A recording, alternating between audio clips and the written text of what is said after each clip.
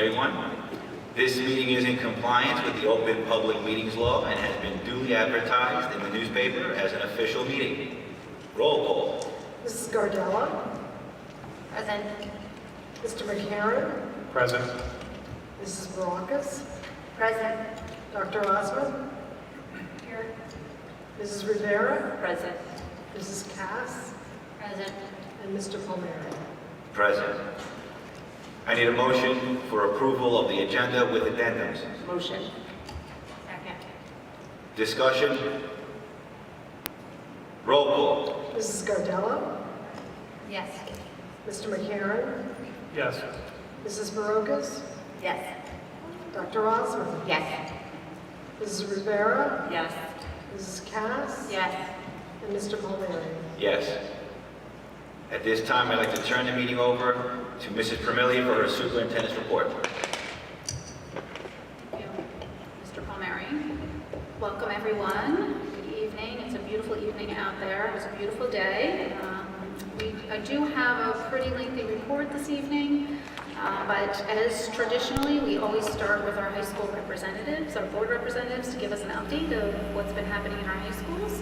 And tonight from Jackson Memorial, we have Jim Hill here, who will come to the podium and provide us an update.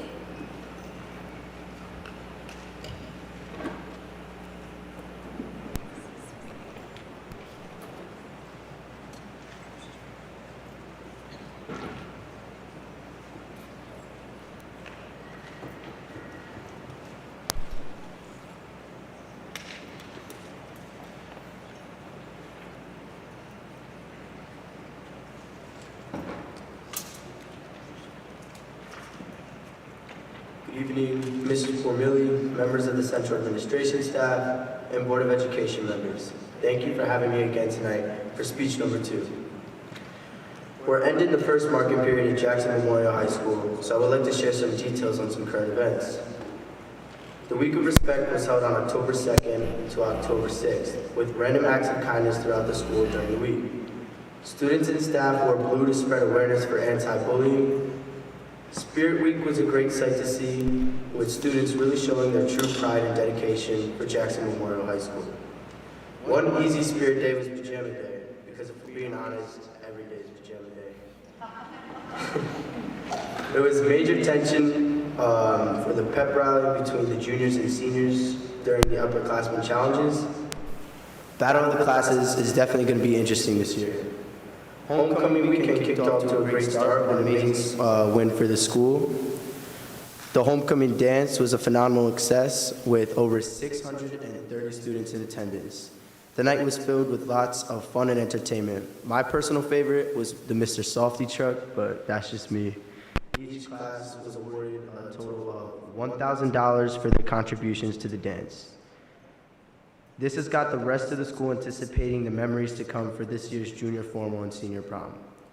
Fall adventures have also been getting attention, with the senior class enjoying the opportunity to take Adventure Bound. Adventure Bound has already gone on a few trips, including the canoe day trip, bike trip, and overnight canoe trip across the Delaware Crossing.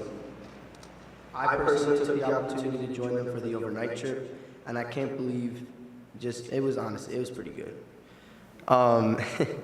The trip taught a lot of history between our New Jersey and Pennsylvania waters, and I also caught the biggest smallmouth bass I've ever seen, so I'm just put that out there. We're very grateful to have this class. Seniors have also been taking advantage of multiple college visitations. There's college visitations every day during common lunch, which really open our eyes and make us realize how close we are to the next chapter in life. I would like to thank Mrs. Formilli and the Board of Education for your continued support, and thank you for allowing me to speak here tonight for a second time. I wish us all safe travels, and I look forward to speaking with you all next month in regards for Jackson Memorial High School. Thank you.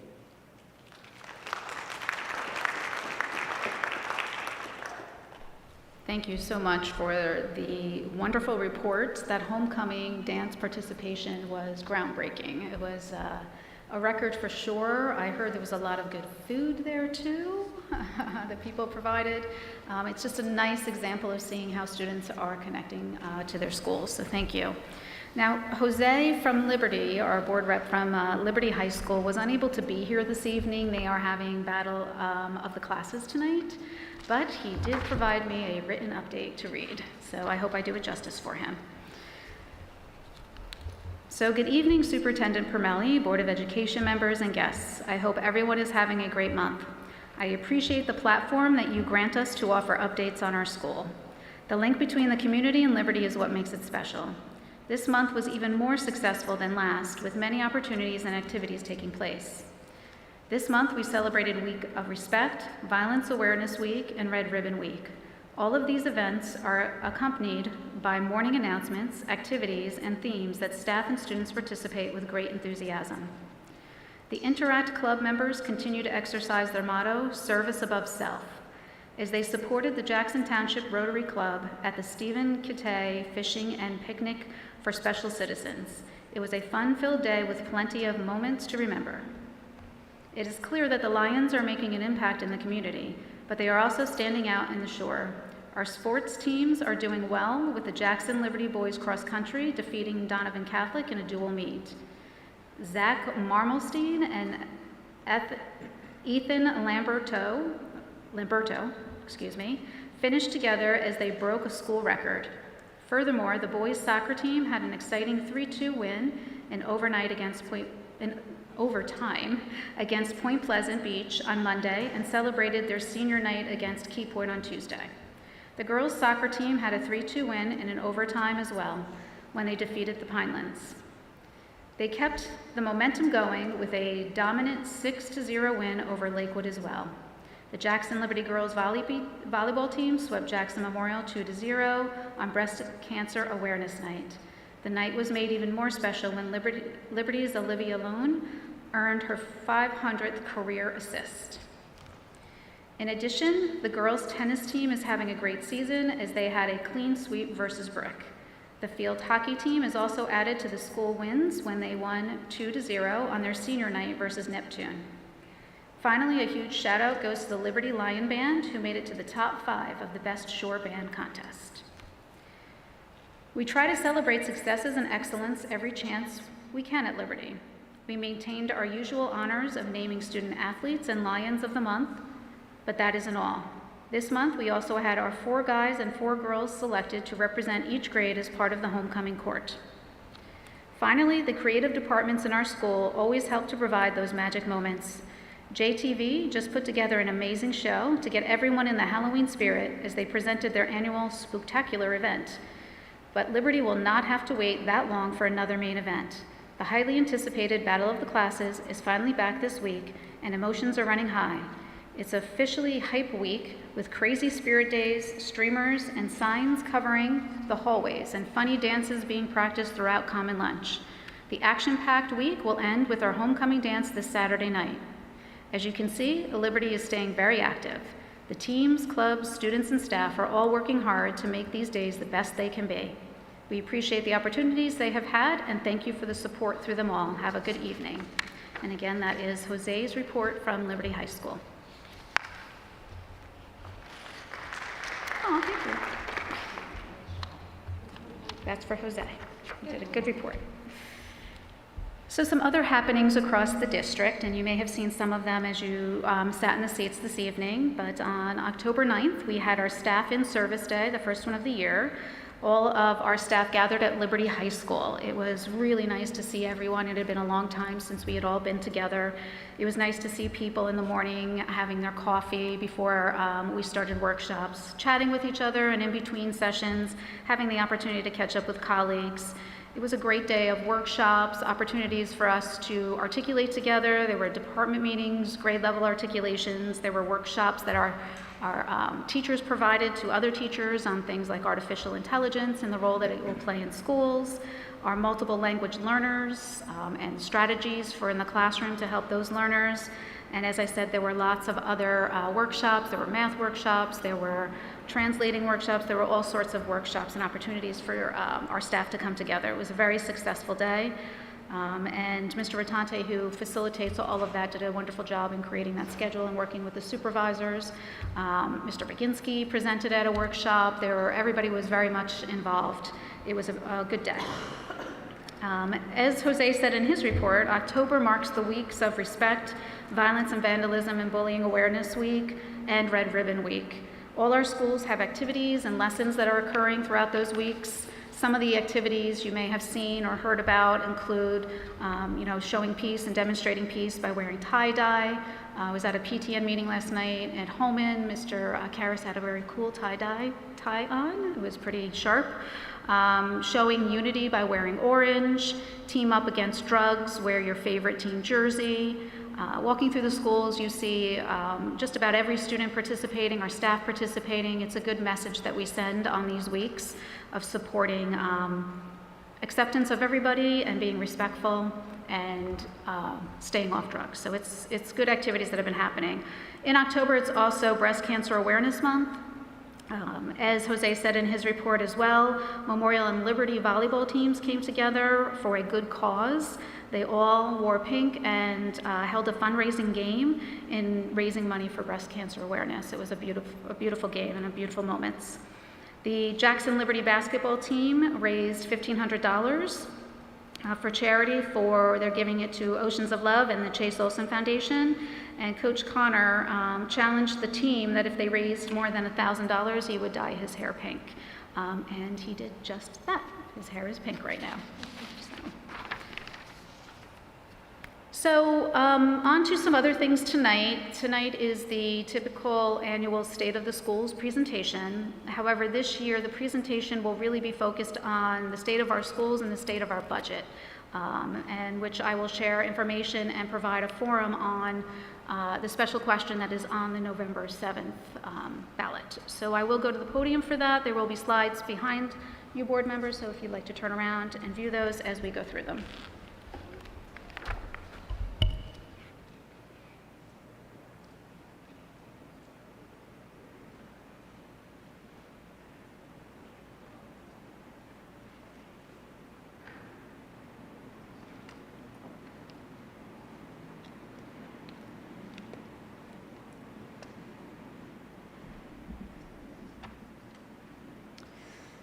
So, as I just mentioned, the state of our schools is really the state of our budget right now. Many of you have heard me speak year after year at this podium about the situation that the Jackson School District is in for their budget based on the severe state aid reductions we've received over the last 6 years through legislation called S2. So what you'll see tonight is information about what this question is, why we are putting this question out, and the necessity for it, and we will provide some additional information through there. But do know you can go to our website where we do have all of this information posted as well if you need to see it again in writing.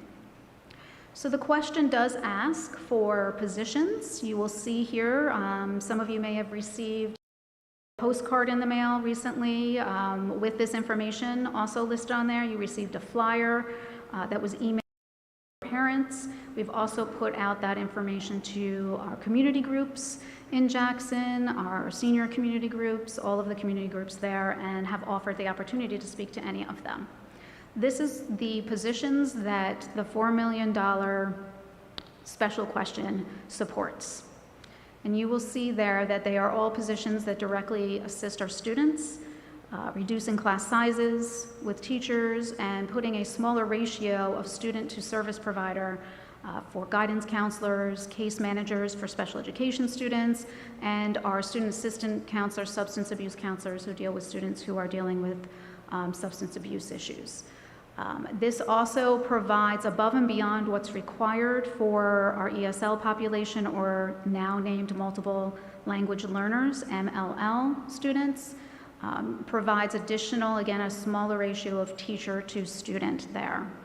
The non-public student coordinator and non-public secretary position you see there is for the purpose of, I would just take a minute to pause there to explain it because it isn't something that's necessarily commonly known, but every school district in the state of New Jersey is required to manage funds that come from the federal and the state government to the non-public schools. It's not any of our budgeted money. It comes from those sources. It just cycles through our school district, and we're responsible for making sure that money is spent appropriately.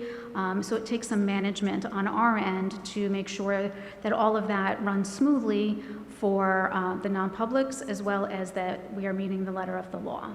So it's money that cycles through that we're responsible for overseeing. And so you can imagine that takes resources to do that. And that's why that position is also in this mix.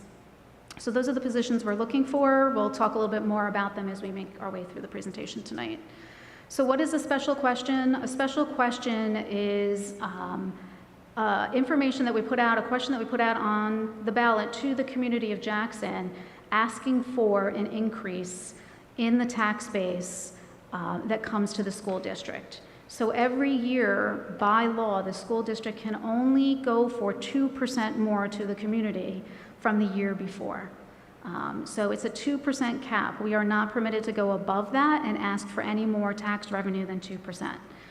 There is no way around that, especially for our district. So every year, it's only 2%. Now think about that.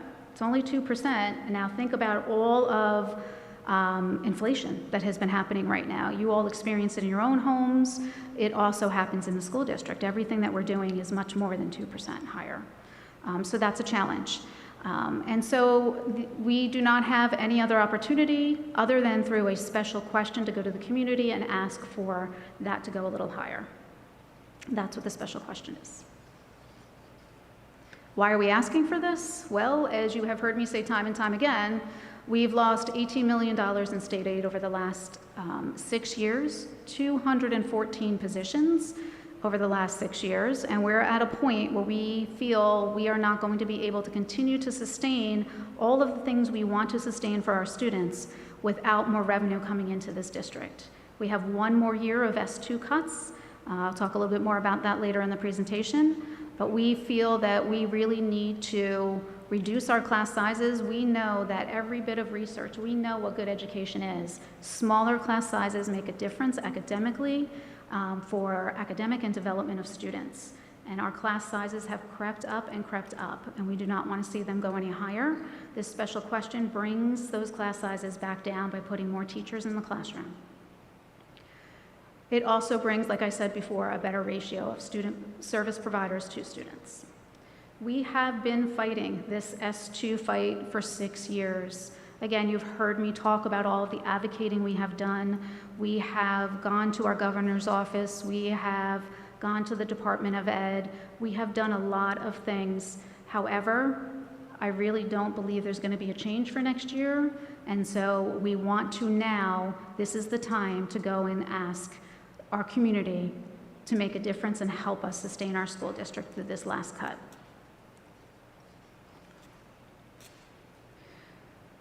So are things really that bad? For some people, we may not be feeling it. Our students may not be feeling it, but it is bad.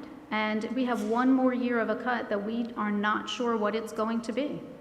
We can't predict it. And as you can imagine, the loss of 214 positions is going to have a significant impact on our staff. Our teachers and our staff have taken on a lot of work, a lot more work.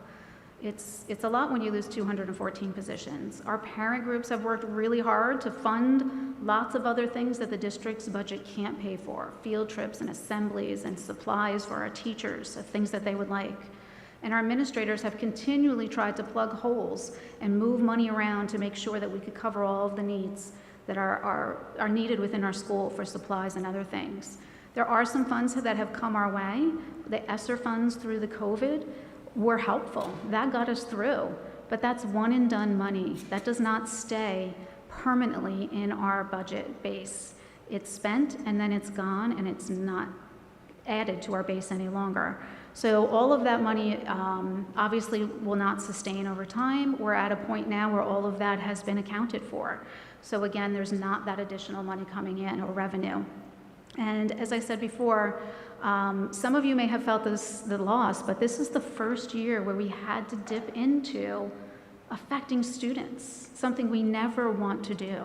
We were able to sustain things and figure things out and be creative and find, less expensive ways for our expenses of large things in the district.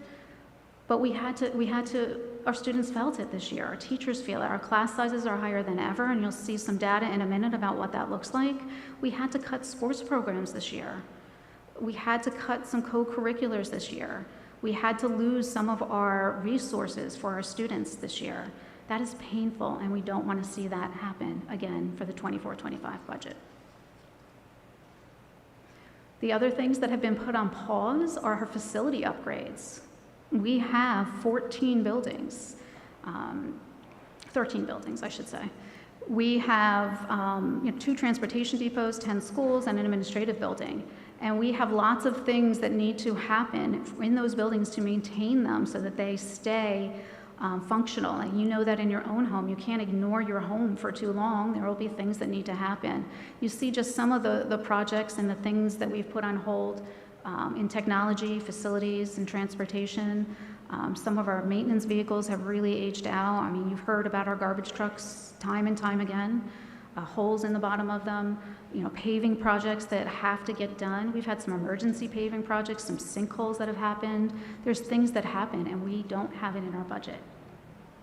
Again, another reason why it's important to bring more revenue in and build up that tax base and be able to have a permanent change to our budget. As you can imagine, it's hard enough to find staff in these times, but we also don't look super attractive here in Jackson where we're working in a cut model for 6 and 7 years. So it also is difficult to find teachers and other staff members, custodians, everybody. People are fearful of coming here and then having to be cut. So yes, things are bad. As I indicated, we will be in the last year, 24-25, of the S2 formula. It's the 7th year. At the beginning of that formula starting, they had put out a prediction chart to school districts to anticipate certain amounts of cuts over the 7 years.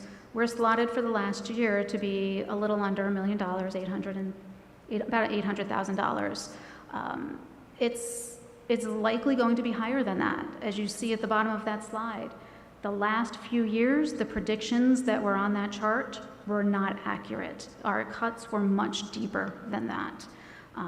Last year could have been completely devastating. We learned very late in the game that we were anticipating a 2.5 million, and they cut us 6.2. There was some quick emergency bill that was written, thank goodness, that gave us back that $4 million to make up the difference. But had that happened, we would have been devastated here. And there's a little bit of fear here that that could happen next year because look at the pattern. So again, why now are we going out for the special question? This is why. We need to fix this problem that we didn't create here.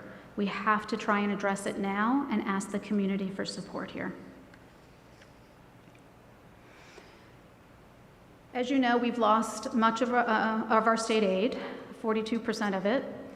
And so we have discovered through this process a variety of different reasons why. Yes, enrollment has dropped, but it does not equate the percentage of state aid that we have lost. We've also learned that some of this has to do with what the state calls the wealth of the town and the local fair share that the town pays, the community pays to the school taxes. And as you can imagine, Jackson's ratables increased, and that's a good thing. The town has gotten some more wealth coming into it. Unfortunately, if our government's telling us you're not all paying the fair share of school taxes, but yet remember what I said to you, the only mechanism we have is capped at 2%. So we have no other mechanism to tap into anything else, according to the wealth of the town. And so, hence again, the only mechanism we have is to go to a special question vote on the ballot and ask for permission for the community members to raise that tax levy cap. And again, we're going out for $4 million for that.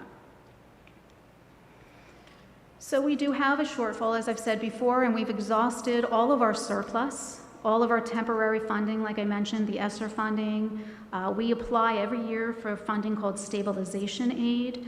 The stabilization aid over the years fluctuates. You have to apply for it. Sometimes you get it, sometimes you don't. And again, that is one and done money. It doesn't change your total budget year after year. It's that 1 year that you have that money. And so again, we are stuck with only the 2% increase that we can give to taxes. We have worked with our county superintendent over these years. He has sat with us time and time again, and he has made the comment and told the Department of Ed, this district is fiscally responsible. They have done everything in their power to eliminate and reduce expenses where they can. It's a revenue problem. You know, when you have your big pots of revenue being your 2% tax increase from the taxpayer and your state aid, and if your state aid is being cut, how else are we getting that large of a revenue into the school district to account for our students' needs and inflation and the operation of a large organization? We actually also are $10 million spending-wise under adequacy. And adequacy is a calculation the state puts out that basically says, here's the average of where you should be spending in a district your size, and we're $10 million under that, but yet we're still being reduced in our state aid. So I don't believe the S2 formula was intended to cut this deep. I think it's gone a little too far, and again, we've got to do something to fix this so that we can maintain our programs for our students and our wonderful extracurriculars here for our students. So what happens if this doesn't pass? Obviously, as I said before, this provides the staff we feel we need for our students to provide a strong educational program. Our class sizes will go up again if this doesn't pass, and again, I'll show you some data in a moment of what that looks like. We have another year of devastating cuts ahead of us, and we're not sure what it's going to be. We have done everything in our power to plug holes, put patches on things. We are out of opportunities to do that. And hence, we will be seriously seeing some major cuts that will come to fruition if we lose a tremendous amount of state aid again and then this special question doesn't pass. Some of those things are listed here. You see them there: courtesy busing, elimination of low enrollment academies, loss of more electives than we already have lost, additional sports will be cut, and reduction for busing for sports, activities, events, competitions. I mean, just a lot of things for students would be affected.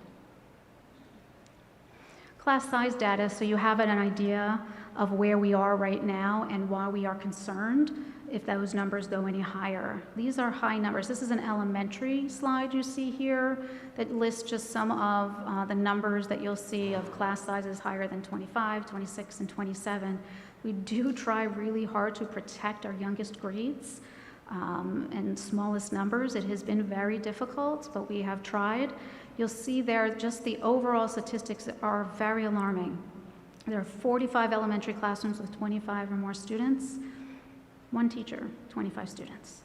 15 classrooms with 27 to 29 students in them. That's some hard work. That means that district-wide there's 438 elementary students in a classroom of 25, 28, and 29 students. That's alarming. And the next slide represents our middle school and high school classrooms. Now that's a little bit different, right? They move from class to class, so it's not a classroom, it's classes. So there's multiple classes throughout a day, and you'll see there again some very high numbers that are alarming. This does not account for our PE classes, our band classes.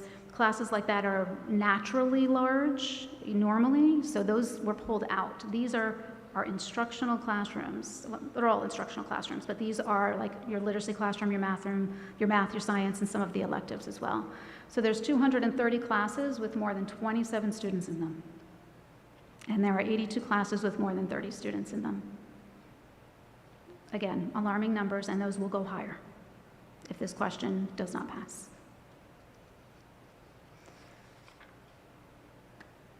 So, if approved, let's talk about that. That's a benefit, right? So if approved, all of those positions would be immediately put into place, I've been to PTN meetings over the last month, and some of the questions that popped out, well, how do you put those teachers and those positions in mid-year?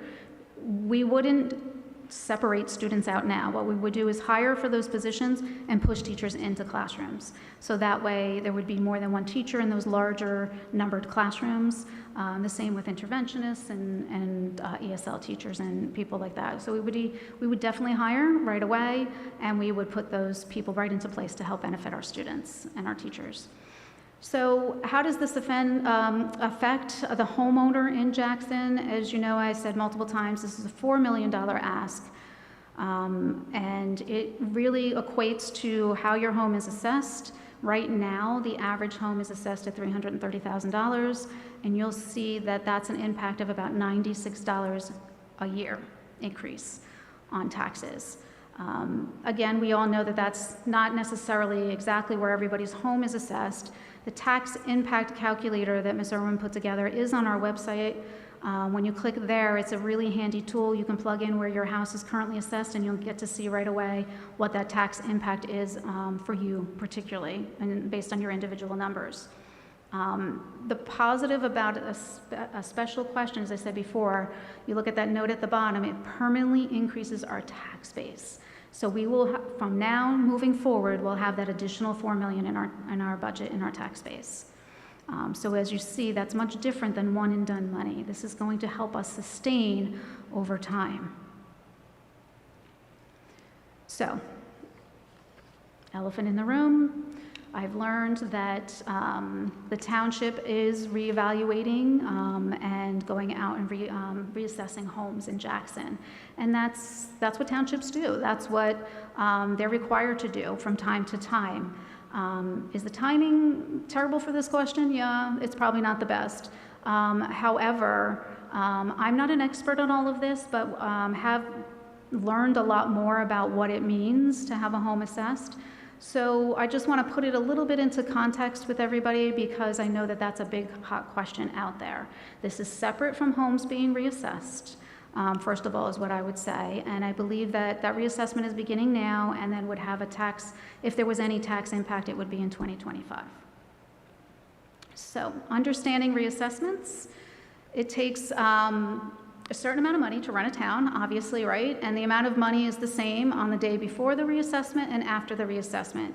It's that pie will stay the same. It's how it shifts within that pie, that money, of who might be paying more, who might be paying less, and who might be paying the same. But the pie stays the same. So the value is different. I've had those questions too. So, you know, from being a homeowner myself, the value of what I could sell my home for right now is much different of what an assessment of your home is. It's usually significantly, the assessment's usually significantly lower than what you could get the market value of your home for. Usually hundreds of thousands of dollars lower. Like you see that the average home assessed right now in Jackson is $300,000, right? So we know that they haven't been reassessed. You all haven't been reassessed for a while, but that's still more reasonable of what we're looking at. It's not something that is drastically like what you can sell your house for. And so through this process, some people with that pie may have been underassessed or overassessed or paying more into that pie. So it really does just shift around the money based on the assessment of the home. Some people might have been paying more taxes than somebody else, and it just shifts it around to determine who should be paying what part of that pie is really what the reassessment is, if that makes sense to you. So the good news is that the township has a whole section on their website. We linked here for you so you could get more information on what that means. But it really does not necessarily mean your taxes are going up. And I know that's the first instinct to think of, but it doesn't necessarily mean that. And you see the statistics over to the side. Typically in a reassessment, 1/3 of the property stay the same, 1/3 go down, and 1/3 will go up. Okay? So we wanted to make sure that all of our residents understand and know the details behind this special question, why the ask, and everything that I've just reviewed. So we have set up a lot of opportunities to get more information. If there's there's the Wednesday, November 1st is an online virtual. If you couldn't make it tonight or you can't watch tonight's board meeting or you have a question you want to ask, it is an online forum, and we'd be happy to answer any questions there. Again, you can go to our website, and then again tonight there's an opportunity later in the evening if you have any questions or would like to comment. And obviously you can always reach out to us as well. We'd be happy to answer questions. We've had some people call us, email us, and we've been answering questions on this as well. And as always, we invite anybody to let us know. Come invite us in. We'll be happy to speak to anybody, any group.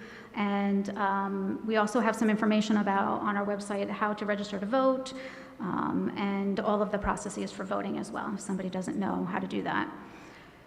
Please know that the elements of this special question were carefully chosen. We wanted to be realistic with our ask. You look around, there are school districts going out for 10 million, 20 million, 60 million. We wanted a reasonable ask. It's 4 million. We were cut 18 million, but we wanted to do a reasonable ask that was fair to our community for your increases, knowing you're all dealing with inflation as well. And we feel that the 4 million will help us sustain smaller class sizes and smaller ratio of service providing to our students. So we wanted to go out with a reasonable ask of about $100 a year increase in taxes.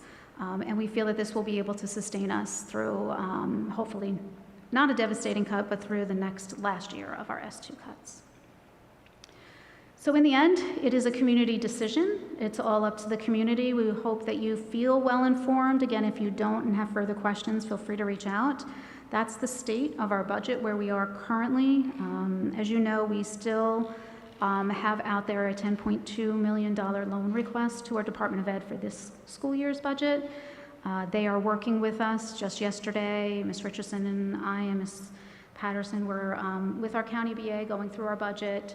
They're watching our budget carefully and seeing when we might have a shortfall. So we're continually working with them. I'm sure that they will support us if that does happen, but right now we're working our way through the budget. So moving forward, I am going to introduce Mr. Ratante, Assistant Superintendent to Curriculum in the school district, and he's going to share with you the State of the Schools presentation and how the budget is affecting some of our programs and our test scores.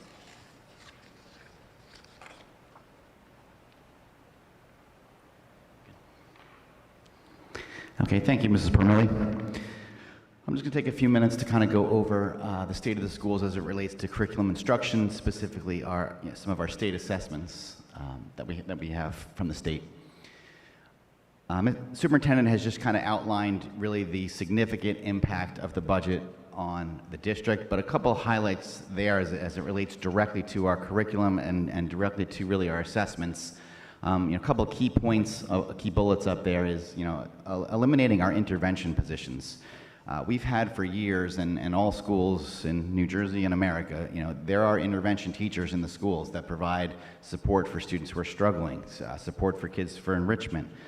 We've had those teachers, basic skills teachers, focusing on literacy, focusing on math. We've had those through the years, and over these last couple very challenging budget cycles, those are many of the positions that have been stripped away and taken out of our buildings and really leaving minimal support in the schools outside of the classroom teachers with large class sizes to support their students. We have delayed adopting math and literacy series that we really truly need to address changes in our curriculum, changes that align to the new state testing, where our curriculum doesn't really address some of those needs, and we've had to push and delay them also due to some of these cuts. And the last bullet up there as well, just before and after school programs. We've had Reach for Success programs on the elementary level, our SOAR programs that have really targeted students that need specific support in specific areas, and a lot of those are things that have really gone away over these last couple years, kind of impacting how our students are performing.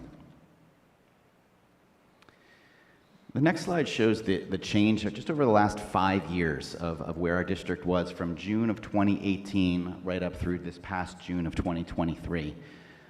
Specifically focusing on those bottom couple categories where you can see a significant impact in our economically disadvantaged students.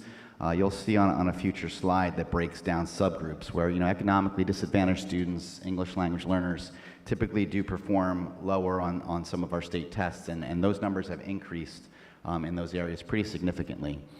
And the very last row on there, if you look at 5 years ago, this is just from grades 1 through 12. So we're not including new kindergartners, new preschool students. We're saying students who are in grades 1 through 12 who've moved into the district over the course of the school year. And that number was 151 in June of 2018. So for the 17-18 school year, it was 151 students.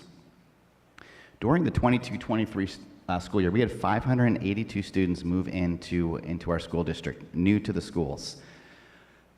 When looking at this data, it wasn't centered at one spot. It was pretty much even from grades 1 right up through grade 12.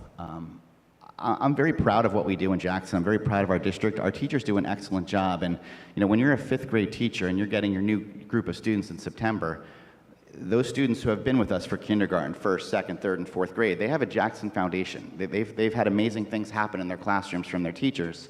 And when these kids that keep coming in, they're new, they didn't get the strong Jackson foundation that we come to know and appreciate and expect year to year when our kids walk into our classrooms. So that does have a significant impact on our staff, on our leaders as we try and address kids that are coming into our district that have significant needs when they walk in the door in grade 5, grade 10, grade 12, as we go through the school year. The required state assessments that we give each year is the New Jersey SLA. That's what I'll be presenting tonight. That's given to all of our students in grade 3 through 9 in both elementary and math. And in science in grades 5, 8, and 11. That's the New Jersey SLA test. The New Jersey Graduation Proficiency Assessment, or the GPA, that's required for all juniors to take. For the class of 2024, so our current seniors, they were required to pass that test as juniors in order to graduate. Just this week, we're re-administering that test to students who did not pass it in their junior year. We're re-administering it to them this week to hopefully so that they can pass. If they are unable to pass that test, there are other pathways, other courses, other methods that we can do to help make sure the students do graduate. Our goal is to make sure that this assessment is not a roadblock for any student graduating, and we'll walk them through that process if they don't pass that test. The last two, which is the DLM and the ELL testing, the access testing, that's for specifically designated either special needs students or our English language learner students. Just a few other assessments that we do use throughout our district. We have our advanced placement tests, or our AP tests. That's for all of our students that are taking basically college-level courses, typically junior and senior year of high school. Our SRI and Fontes and Pinnell are two other assessments that we use for some designated students to get some literacy information and reading levels. IXL provides real-time data throughout the school year in math and literacy. Our benchmark testing is done in different subjects throughout the year as well. And my personal favorite as a former math teacher, of course, is the math fact fluency, just to make sure that all of our students are learning their so important math facts. So this is a snapshot summary of the entire district. We have data broken out by all schools, all individual grade levels, but for the purpose of tonight's presentation, we lumped all of this information together in one slide to share with you. Each individual school has their own school data, they have evidence statement, they have student level performance, and they'll work with that data throughout the school year with their school improvement teams. The number that does jump off this page significantly here is, I think, our grade 3 and 4. Our district scores and percentage of students who are passing, that's the state's level of meeting the expectations, is significantly lower. Again, as I was putting this data together, our 3rd graders last year were our kindergartners when the world shut down in March of 2020 and did not come to school for the last 4 months of that school year, and then spent their entire 1st grade year either in a virtual setting or a remote setting or in a shortened schedule or in a quarantine setting. And anyone who will say that the impact of what happened to our students, it wasn't significant, I think these slides start to show the significant impact that we had on our students by not being able to have our normal schooling for those couple years. grade 4 students last year were our first graders in March of 2020. So they went through really grade 1, grade 2, those pivotal elementary years of learning literacy, math, instruction, phonics. Those years were taken away from them for the full value of what they could have achieved. The individual score reports for all of these are being sent home with all of our students. You should receive them from your child coming home. And the individual score report breaks down your student scores on all areas of the assessments, how they relate to their school, how they relate to the district, and how they relate to the state. So keep your eye out for that information coming home from your child. As mandated by the state, too, to report specific subgroup data, this slide here just shows our ELA. The ethnicity data broken out here is for grades 3 through 9, broken out by any subcategory in the district that has 10 or more students. So you can see the subcategories here are Hispanic, Asian, African American, white, or multi-race is the orange bar on the right there. So this is our breakdown of data for ethnicity for literacy, and the next slide shows the same data for mathematics. The next slide shows our subgroup data. This is important data for us because it really helps us target specific kids. We do get grants from time to time. We get title funding that's specifically earmarked for possibly economically disadvantaged students, ELL students, students of that nature.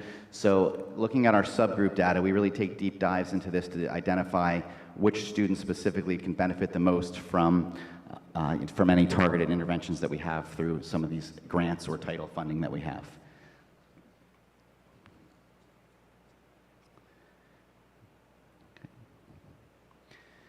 On our next slide, we have our advanced placement testing. So high school students, typically juniors and seniors, that are in an advanced placement course. It's a college level course, and if a student scores 3 or higher, most colleges will give the students credit for that course.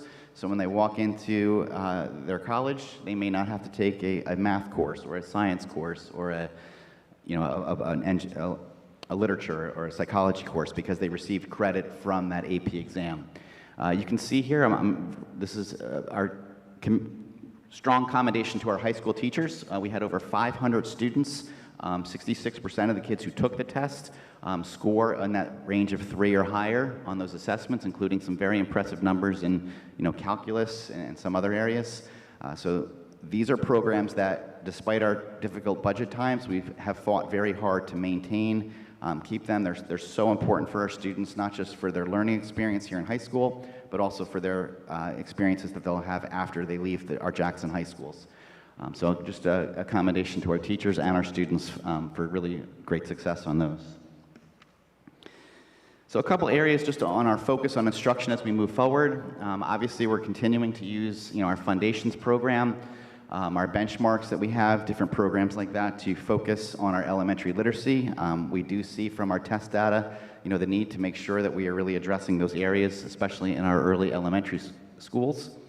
Also, some very designated programs such as Read 180, Systems 44, and SRA programs that target students in specific areas of need in the areas of literacy as well. On the next slide, you can see what our district is continuing to do. We're piloting some elementary and mathematics programs that we can hopefully implement next year that will really help address some of our shortfalls and areas that we need in our curriculum. We do have some math courses on the middle school and high school level that have been redesigned, everyday apps in our middle school, and some algebra courses and geometry on the high school level to help struggling students.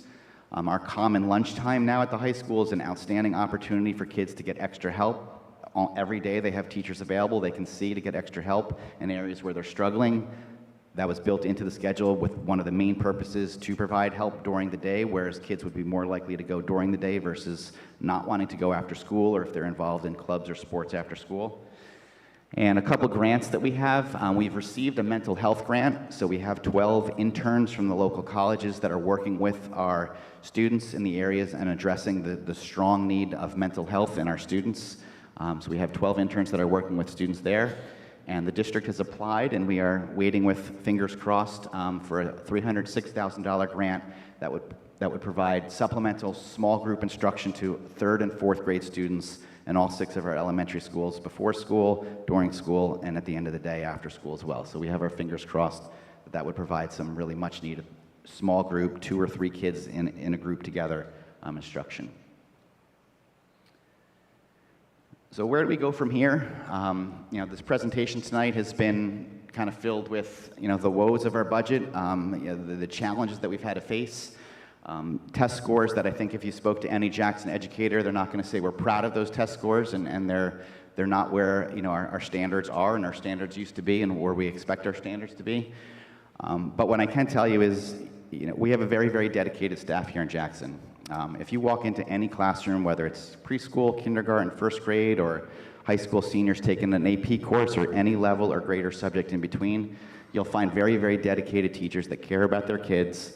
They don't care about any of these 40 slides that you just saw here. What they care about is what can they do that day for those students. And that's the push that we're going to continue to push forward with. I really do commend our leaders in this district, our staff, our students, for working hard and for focusing on what's important and what they can accomplish. And a lot of these things that we've presented tonight are out of our control, but what is in our control is what we can do for kids and just continue to make a difference every day in every classroom.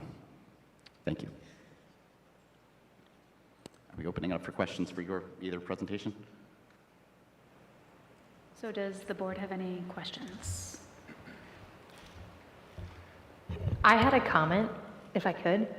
I was curious about the reassessment, and I was interested in that, and I just want to restate what I think I heard, just in case anybody else was questioning it. So with the reassessment, what you're saying is, what you've learned is that the tax pool is a pie.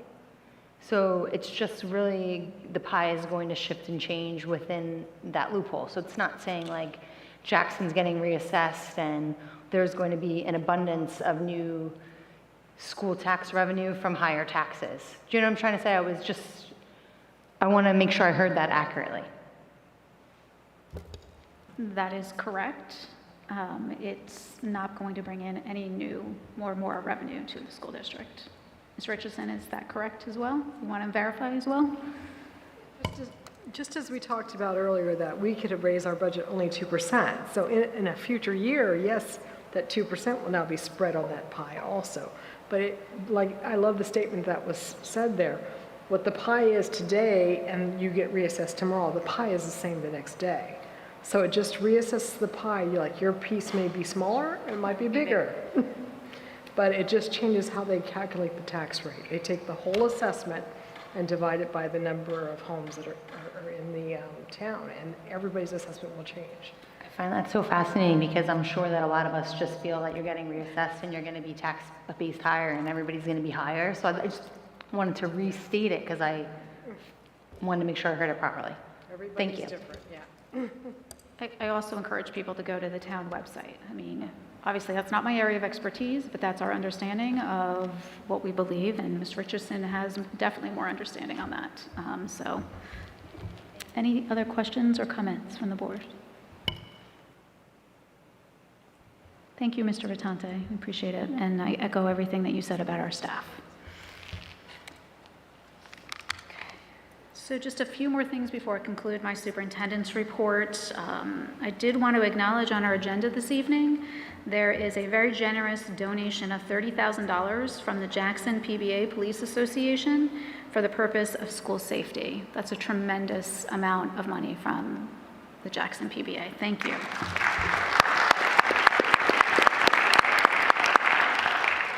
I'd also like to acknowledge the PTN donations for the same purpose that is on the agenda tonight. They've added to that so that we can do even more things for security purposes. So again, as I've said before, our parent groups have been a tremendous support for us. It's the support of these types of groups like these that have tremendous impact for our schools, our students, our staff, during a very difficult budget time, and it is greatly appreciated. The benefits do not get ignored. So thank you to all of these groups. And with that, that concludes my superintendent's report for this evening. Thank you, Ms. Permilli. At this time, we're going to do standing committee reports. That is any committee that met from the last meeting till now, and they'll report on what they discussed and anything that happened in those meetings. We had a Buildings and Grounds meeting, and Mr. McCarron will report on that this evening. Yes, so for capital improvements, district-wide, Rosenauer, there was an emergency roof leaks, Liberty emergency roof leaks, and Crawford emergency sinkhole repairs, area-wide, including the bus ramp. Getz water tanks, there's no update. Completed projects district-wide, Crawford condenser replacement for the AC unit, admin alarm board replacement for fire panel, Crawford, the board replaced for chiller units. Memorial Clayton compressor was replaced, and Liberty roof leak in the auditorium was repaired. Memorial Fuel Depot repairs. Independent contractors has provided a timeline showing their progress on this project and what is anticipated ahead. Completed so far on September 14th was the poured canopy footers. September 18th through the 22nd, they constructed and poured tank pads. October 2nd through October 5th, installed underground piping and electrical conduits. October 9th through October 12th, constructed and poured both fueling islands. Looking ahead for the schedule from October 18th to November 1st, construct and pour all fueling mat concrete around islands. The 24th through the 26th, they're going to install dry well. November 6th, there's going to be a tank delivery, and then the 6th through the 15th, they're going to install above ground piping, dispensers, wiring, paving, and fencing. November 15th will be the start up of the new system. All this, of course, will be pending the weather. That's it. Thank you, Mr. McCarron. Curriculum, instruction, and special education, Dr. Osmond will report on that. Okay.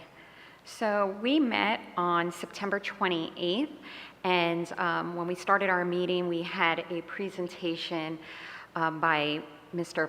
Palumbo, who's the Director of School Counseling, and he presented the newly adopted advising platform, SCORE, and this will replace the Naviance platform that the district has used in the past.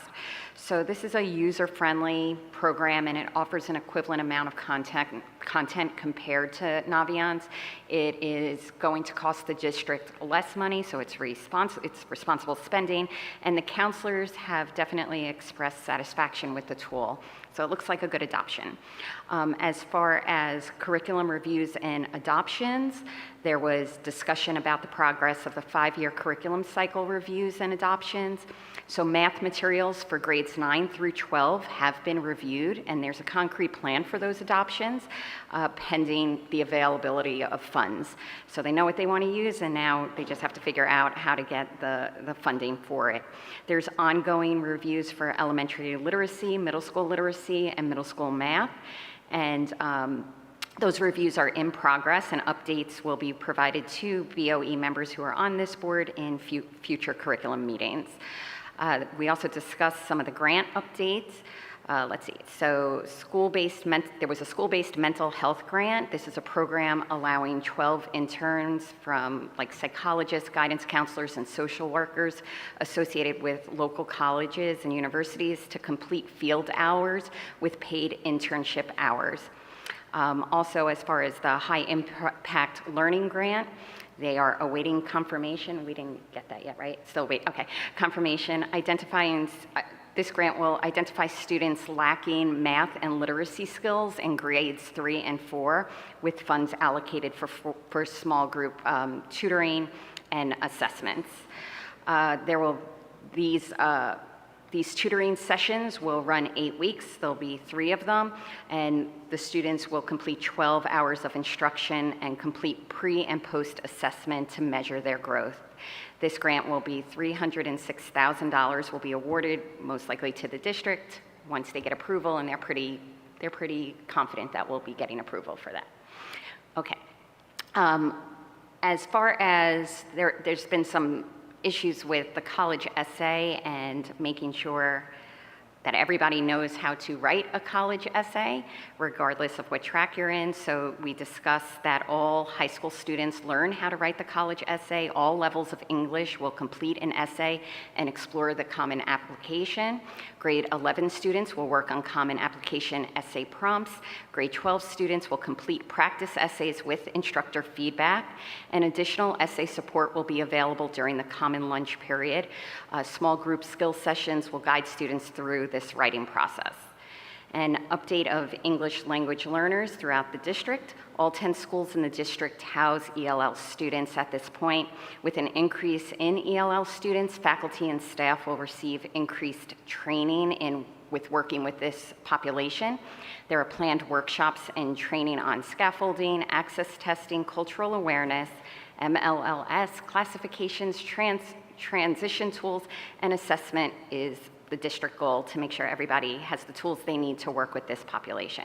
We do not have a date for our next meeting, but when we do, we will be happy to report what we discuss.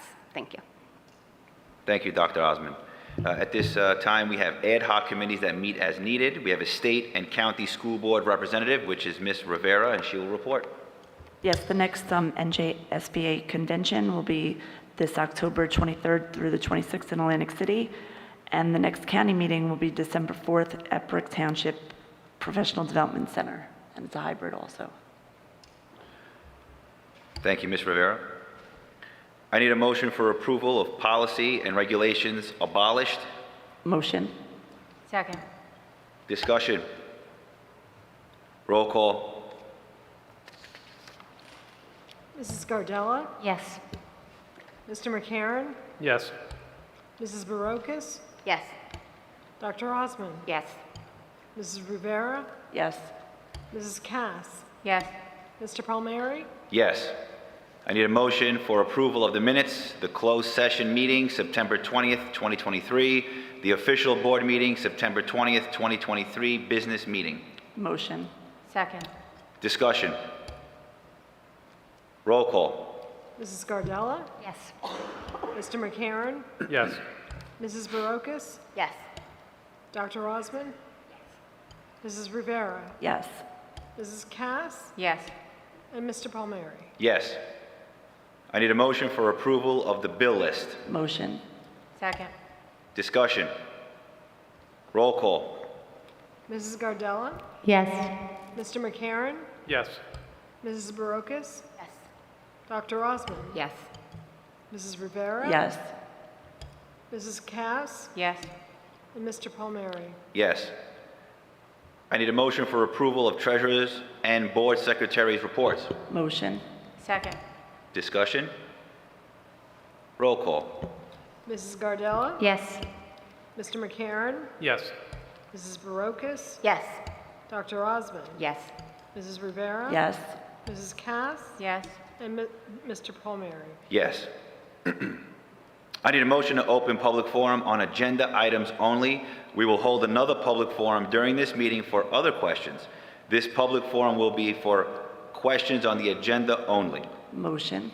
Second. Please sign in and state your name and whether or not you are a Jackson resident. Each person is allowed a maximum of 5 minutes to speak. No person may speak more than once on the topic until all others have been heard.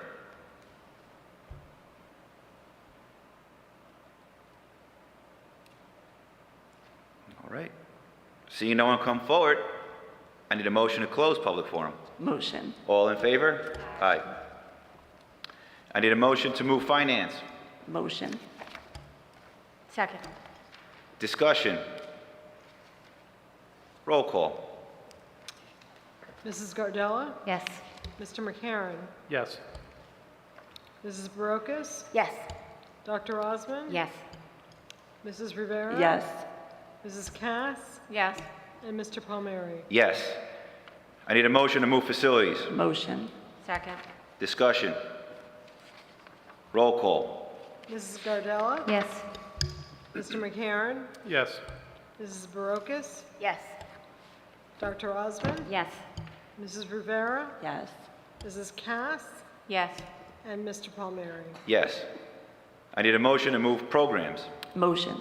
Second. Discussion. Roll call.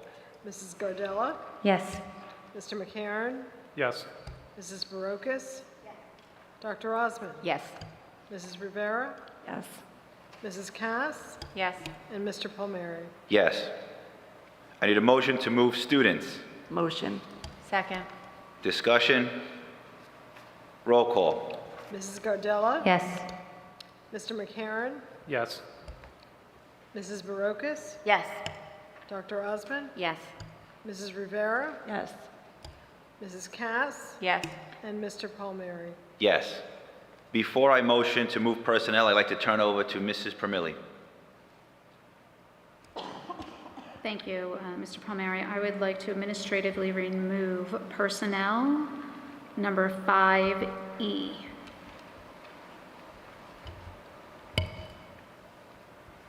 Thank you, Ms. Permilli. I need a motion to move personnel. Motion. Second. Discussion. Roll call. Mrs. Gardella, Abstain to motion 34A2. Yes, to everything else. Mr. McCarron, Yes. Mrs. Barocas, Yes. Dr. Osmond, Yes. Mrs. Rivera, Yes. Mrs. Cass, Yes. and Mr. Palmieri. Yes.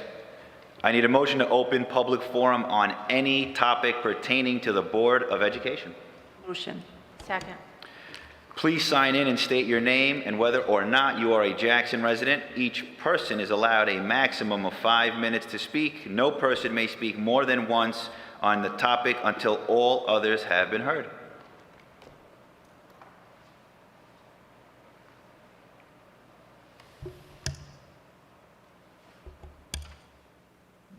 Good evening.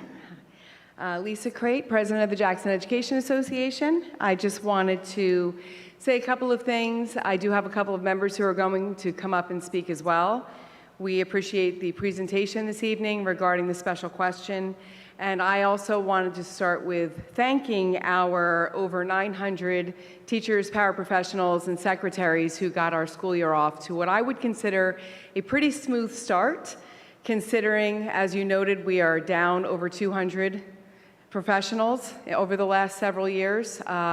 Our membership has continued to remain active and caring about our student community and making sure that each year and each day our students are cared for and receive the best education possible here in Jackson. So I want to thank those members for that really smooth start. I also want to point out that, you know, I've been in this district for 30 years, so I've seen a lot of changes.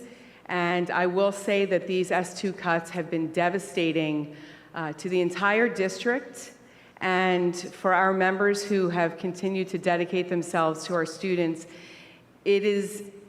Our students will never know it because they'll never show it, but it is exhausting. The things that we have lost over these last several years is really starting to take a toll on the membership and on our teachers and paraprofessionals and secretaries. The amount of things that we've lost with regard to programs, with the growing class sizes that we're dealing with, our student population changing, it's definitely something that I think, I'm hoping that our public can take a look at and you know, vote yes. I'm going to put out there, vote yes for this special question. We're here to support that. We did have a postcard writing campaign today to get the word out about it, to help spread that word. We had a food drive. The food will be donated to the Jackson Food Pantry.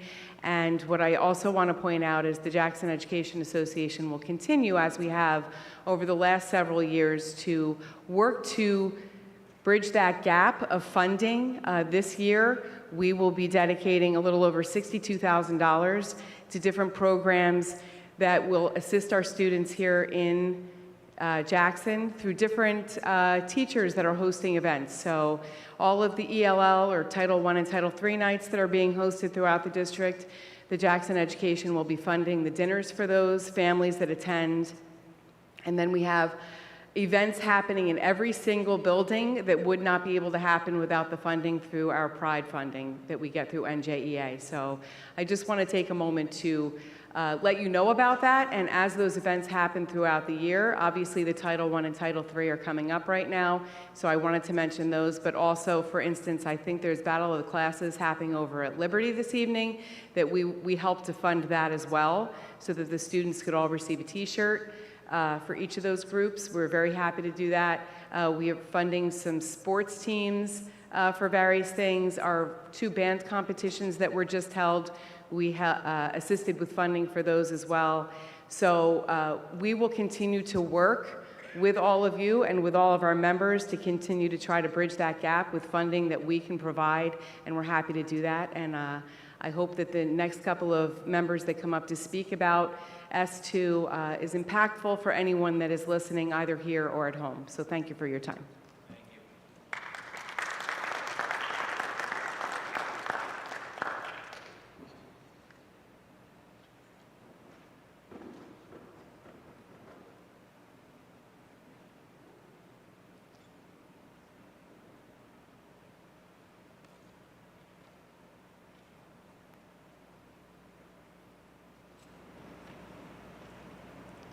Good evening. My name is Jill Valleco.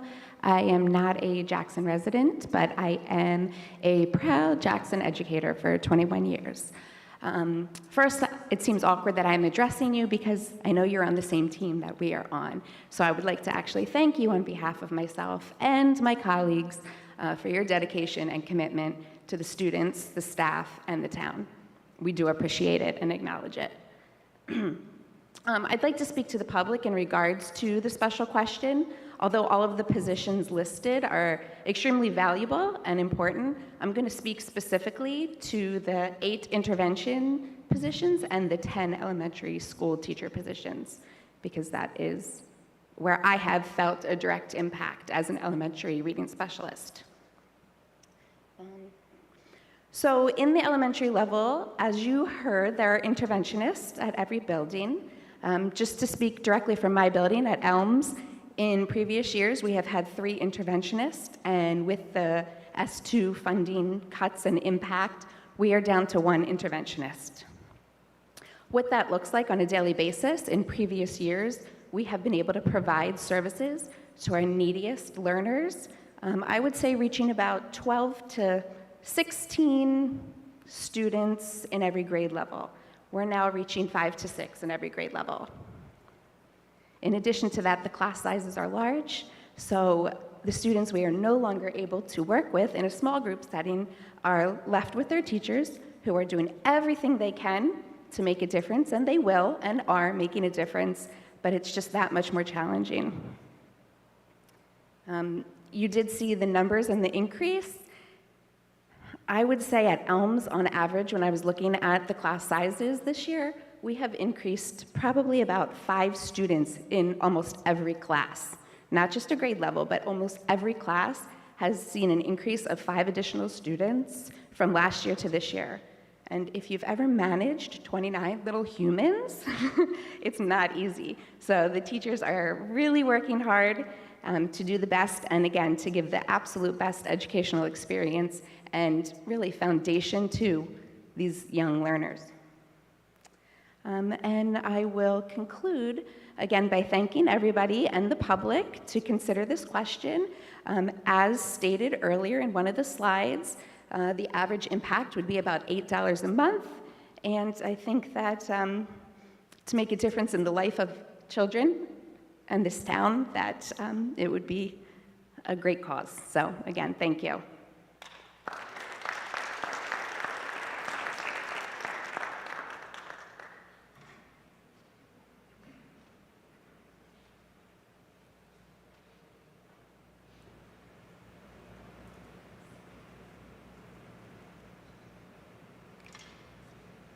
Hello, everyone. My name is Chris Nye. I'm a teacher over at Jackson Memorial. I am not a Jackson resident, but I just wanted to take the opportunity to, first of all, thank Ms. Pormilli, Mr. Baginski, Mr. Ratante. Like Ms. Valleco had said, we know that you're all on our side, and I know that you've been beating the drum for this S2 and also for the special questions. So we appreciate everything that you're doing, and same thing with the Board of Ed. We appreciate everyone being on our side here. So I just want to take a minute to talk about how it's impacted me personally as a teacher. So obviously higher class sizes, right? That is one of the main things that's happened, but I think one of the things that is kind of forgotten about it is the collateral damage that occurs due to the higher class sizes.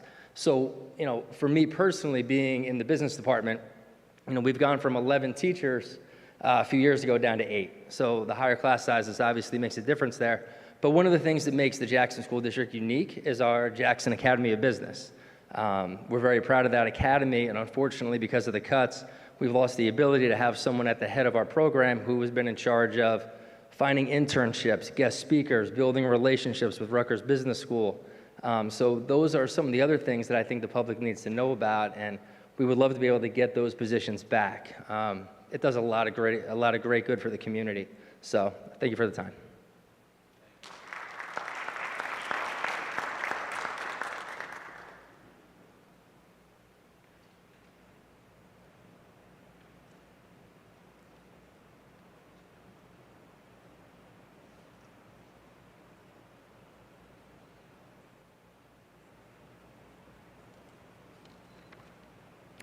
Good evening. My name is Shayna Brenner. I am a Jackson resident, a proud one.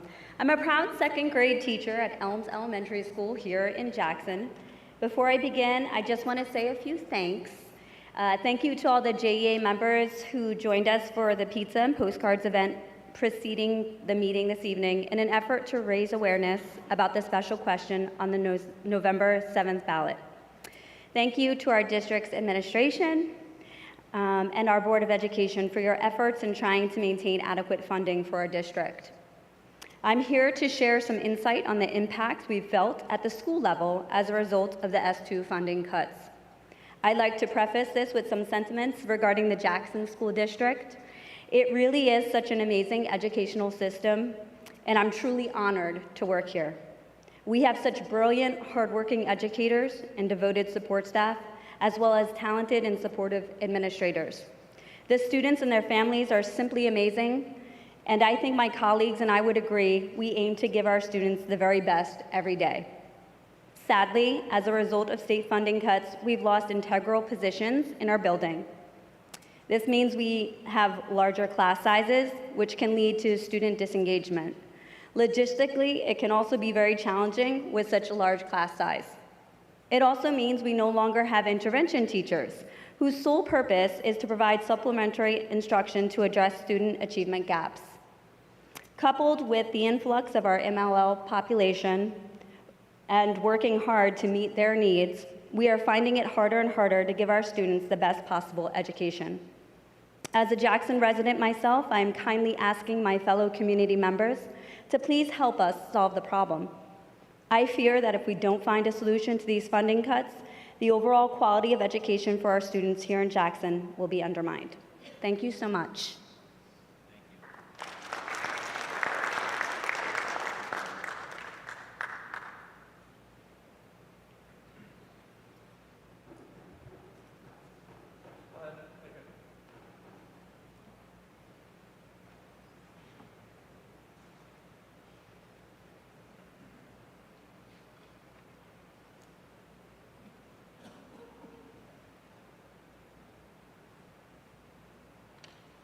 How you doing? My name is Joseph Gagliano. I'm here because I've been asking questions for a while. I don't really get any good answers because about this whole buses that changed, because for 40 years here, there's never been a problem with buses going down a cul-de-sac, turning. I'm hearing that, a driver is hitting a mailbox or a car. I don't understand why this has to be taken out on the kids. If a bus driver is doing something wrong, being a licensed driver, this should be, I believe, on them. I mean, there's a ton of kids in this town. I know my wife's been here for 40 years. I've been here for over 12 years myself with her, and there's never been an issue. Now, my daughter walks over a half a mile to get to a bus stop, and then this bus has to stop 3 houses down to pick up another kid. Like, this is just not fair. I don't understand. I've been asking to see what your reasons are. I just hear that you guys voted on it and that decision's final, but that doesn't sit with me. I want to see the facts of what this was decided for and why this changed. And 40 years, there's never been a problem. So I just want to see more. I want to be part of the discussion. This was never sent to my house saying that we were not going to have this, and I was told that it was. So that's what I'm here for. We will respond to any questions at the end of the public comment section.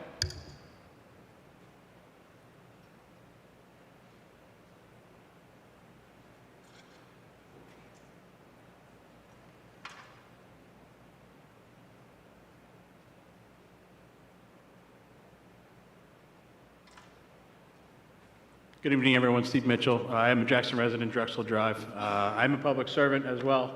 I do applaud the teachers and the school board and the administration. It's nice to see you have a good relationship, and I am in favor of voting yes for the question. Where I work, we do suffer from budget cuts and staffing shortages, so I'm well aware and well versed in that. I'm actually here kind of on the same page as the other gentleman for transportation. I've been back and forth with the transportation director regarding a bus stop for my daughter.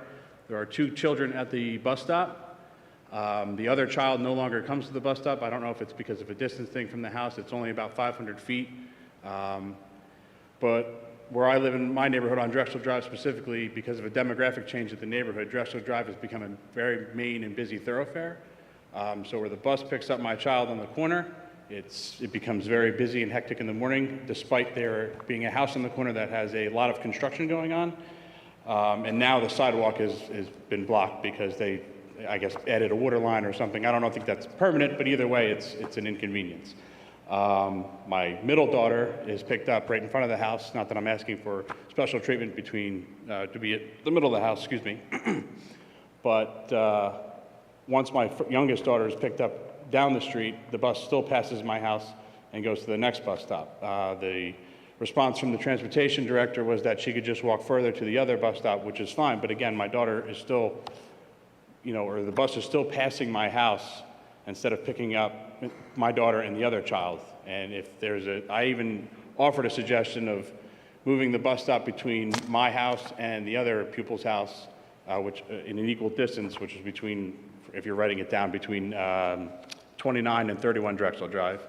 And I've spoken to those people. They don't necessarily want to complain or have an issue with it, but they said that they agree or would sign an affidavit if I wanted them to come to the meeting or whatnot and talk about it. But again, he kind of just left it off with, we're not doing it. This is final. We're not moving any bus stops. We're not adding any bus stops.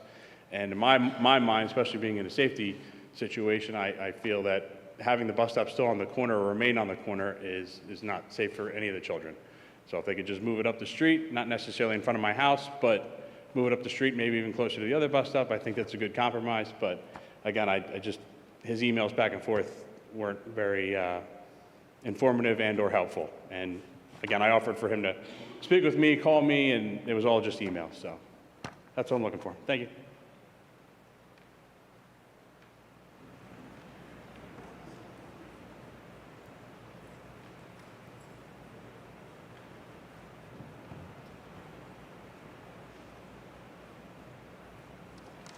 Good evening. My name is Brandon Rose. I'm a resident of Jackson, and I have two students that attend Jackson school districts. I just want to applaud the superintendent and the assistant superintendent for the outstanding presentation that you gave here tonight. It paints a very clear picture of what the school district needs. I don't think people realize what it takes for the board and the district to educate so many children, and especially the way Jackson does it. I'm constantly impressed when I talk to my kids' teachers about how dedicated they are and how much they're invested in what they do. And I don't think that should be taken for granted. I just want to make a plea to all Jackson residents to support this initiative on this ballot. It's one of the reasons that I'm running for state senate, is because I think that this has long been ignored. I think the S2 funding model is flawed, and I think we need to move forward and figure out better ways of funding, but make sure that this funding happens for this upcoming year. So thank you very much.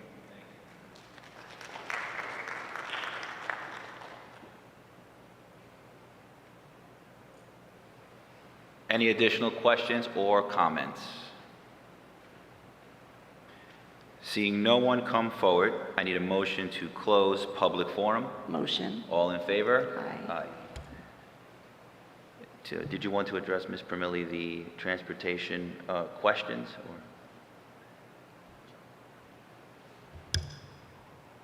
Thank you. So with the transportation, I have spoken to you, sir, and provided some rationale and reasons why, but I'd be happy to do that again if you want to give my office a call. I can explain again the rationale for the changes, for not going down cul-de-sacs, and some of the other information in regards to our transportation department. So I'd be happy, if you give me a call tomorrow, I'll be happy to discuss that further with you again. In regards to the other transportation concern, I would again ask you, if you haven't already spoken to Ms. Richardson about this issue, to give her office a call. If you have, then please give me a call, and we'll discuss the situation. I don't like to talk about individual students and stops publicly. Okay? Thank you. And to our teachers, thank you for coming out tonight, for all the support and everything that you do for our students. We have amazing educators here, amazing staff. Thank you. Thank you, Ms. Permilli. At this time, we will have board comments, starting with Ms. Gardella. Good evening. I wanted to thank the administration and the students for continuing to point out the positives that are taking place in Jackson. I think it's very easy to focus on the negative chatter that takes place in our daily lives. And, you know, in the wake of funding challenges, it's really important to stay positive and point out all the wonderful things that we are continuing to do, even though we are lacking funding. You know, I think that everybody should take the time to educate themselves on what we have going on with our special question. You know, it's awesome to see people come out and participate and ask questions and, you know, try and learn. So obviously we have access to websites and data, and I think that's great. And I just also wanted to point out that I wanted to commend our volunteer coaches that were on our agenda tonight. We really appreciate that. And I also wanted to thank the Jackson DARE program for continuing to volunteer with our most challenging population of students in the middle school. If you have one of those, then you know what I'm talking about. And I really appreciate that they take the time to continue to work with our students here in Jackson. Thank you. Thank you all for coming out tonight. On my way here today, I was actually looking through social media, and I just wanted to give a quick kudos to the Switlick School. I think it was, I'm trying to think of her married name. I went to school with her, and I'm thinking of her maiden name, Miss McGee. I saw a picture of her and a student, and in Switlick School, they started to broadcast their morning announcements, which I think is awesome, and such a great thing to introduce young children to mass media so early in their school careers. And obviously, I'm a communications professor, so this is my area that I very much like. So I thought that was great to see that, and I'm glad that we're still, even during really hard budget times, that people are still being innovative and are still just so involved with the students in their classes and in their schools. I also wanted to thank the teachers who came out tonight and all of the teachers who were sitting in the hallway tonight filling out postcards to send to everybody. Ms. Permilli did a great job tonight. I agree with the presentation. It really does break everything down, and hopefully people will take the time to read your postcards, and we encourage everybody to vote yes. Thank you all for coming out tonight.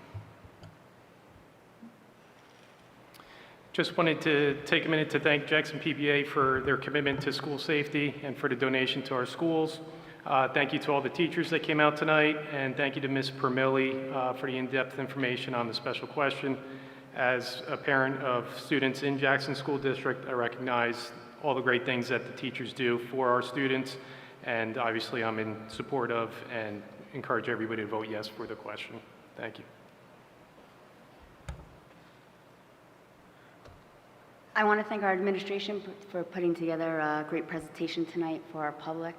I want to thank the Jackson Education Foundation and our staff who work tirelessly every day for our children.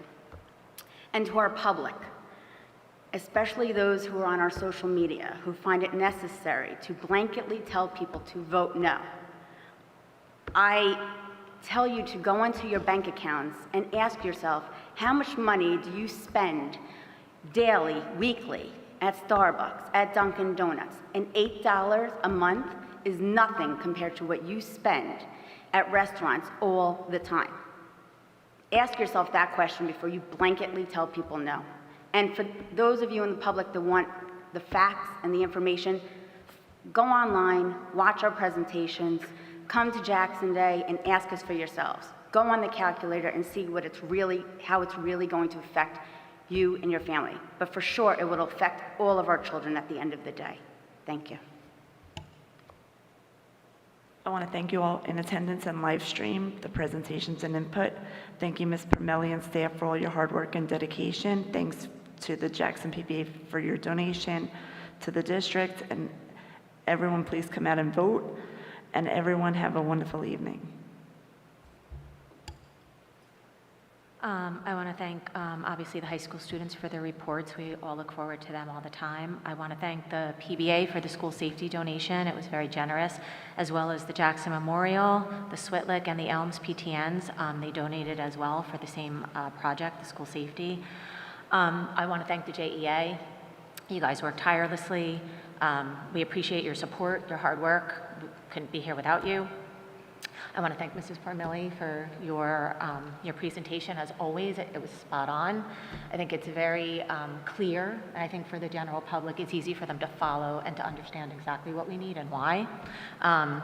And we can see with our reports too, and what COVID has done to our children and the learning curve that happened with our 3rd and 4th graders, and also there was also a dip, if you notice, the 9th graders, which were the 6th graders, so that middle school. So there's, we definitely have some issues that have to be addressed, and we have an amazing school district, and we all know that.